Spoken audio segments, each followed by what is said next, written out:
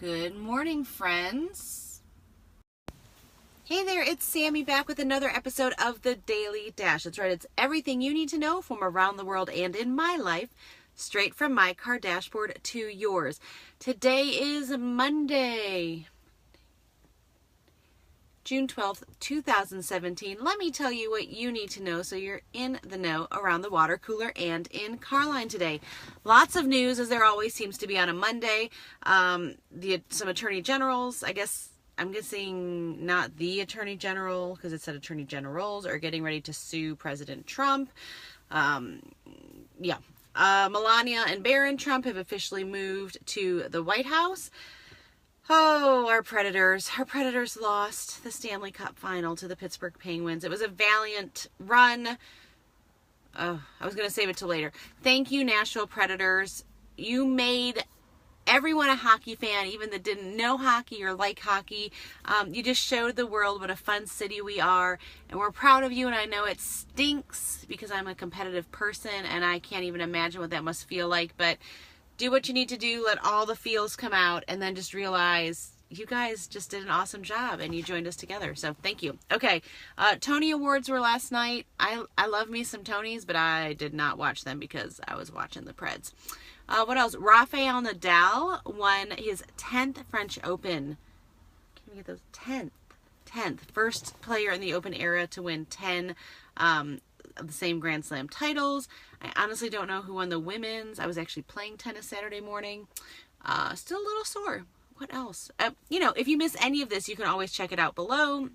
Watch the replay at sammycone.com, at the Sammy Cone on social media, or follow me on YouTube. Okay, so let's get that out of the way. So this was a busy weekend.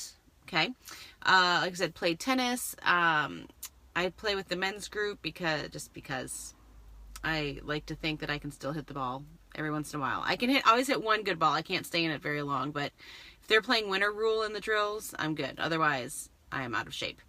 Played tennis with my son, did some swimming with my son. We went to our friends to swim.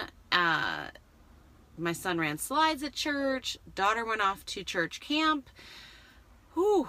Had a bridal shower and a baby shower yesterday. Didn't even put that on there, but you know that if you follow me on Instagram. Okay, so here's what I really want to say. So I talked about the Preds. That's done. Hey, Brenna.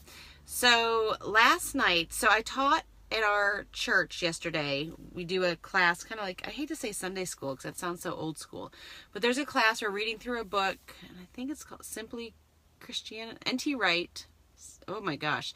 Let me say, I'm a reader and I have not enjoyed this book. Let's just say that. I don't know. I just haven't, but we've been taking turns teaching different chapters. I volunteered to teach the chapter this past week, which was on prayer, which by all means I probably shouldn't be teaching on. So I said I facilitated. I didn't really understand the chapter, but I can go into it more later if any of you care. But the thing that I wanted to focus on is that God meets us all in different ways, at different times. We need to be open to it. It's not just a quick prayer before a meal. Really, it's more about listening than talking, I feel like, as well. And one thing I've been doing, especially for the past year, is trying to make more quiet time to hear the Holy Spirit speak to me, lead me, guide me. And I've been journaling my dreams. And so I did that, and the dream from Saturday night that led into Sunday that kind of guided me. I don't know, maybe I'll just start telling you my dreams. But it basically, long story short, led me to Psalm 46:10, which is, be still and know that I am God. And the interesting thing, I was searching for our house, which I couldn't find our house after I left my kids at the bus stop, but I knew I could find 46:13. I couldn't find 46:10. That's okay. So got it. So this morning I woke up at 3:28 sobbing, like not just like sad, like sobbing, crying over this dream. And again, I won't go into the whole thing, but basically I'm going to cry again. My dad, who passed away about 1.5 years ago, I was going to the pool in this apartment complex, and one of my brothers was there, but then all of a sudden my dad was behind him, and he heard my voice.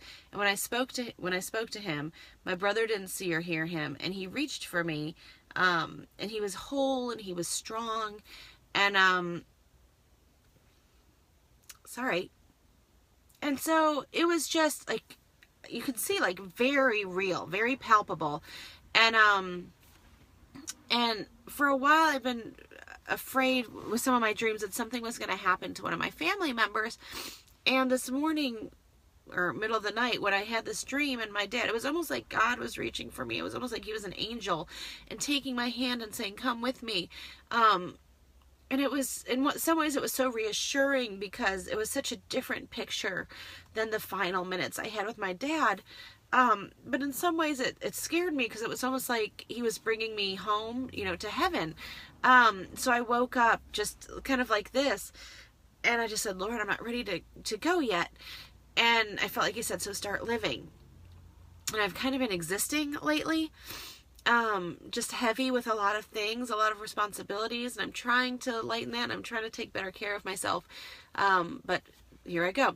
So then when my husband and I have been, you know, was away this weekend, so we reconnected a little bit this morning, and I told him this, and started telling him just some of the concerns I had, and it felt good to let go, but I did this. And so I actually, moral of the story, it was going to be funny to say, I shouldn't have put makeup on this morning, because I took time to put makeup on, and this happened. So, yeah, there you have it. So, all that to say, I'm way over my regular daily dash allotted time, but if you're not taking the time to journal, I really highly recommend it.